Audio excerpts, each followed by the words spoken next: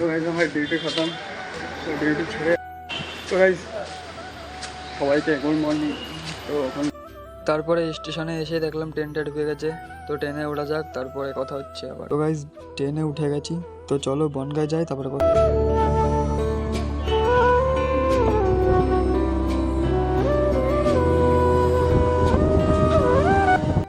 তারপরে বনগাঁয় পৌঁছে গেলাম।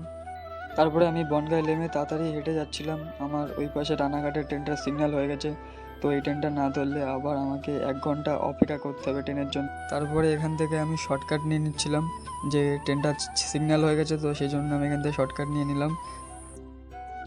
তারপরে এখানে বনগাঁ থেকে ট্রেনটা ছেড়ে দিল রানাঘাটের উদ্দেশ্যে, তো আমি গেটে দাঁড়িয়ে একটু ভিডিও করছিলাম।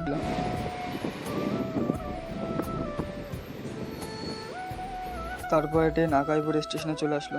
তো গাইজ আকাইপুর চলে এসেছি, এখন বাড়ির দিকে যাচ্ছি। যে আমার নিনজা জেডএক্স ট্রেনার, তো বাড়ি যাই, তারপরে ট্রেন কথা হচ্ছে তোমাদের সাথে আবার।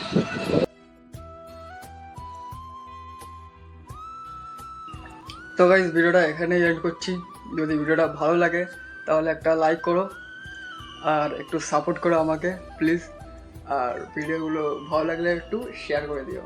ওকে বাই, তো দেখা হচ্ছে নেক্সট কোনো ব্লগে।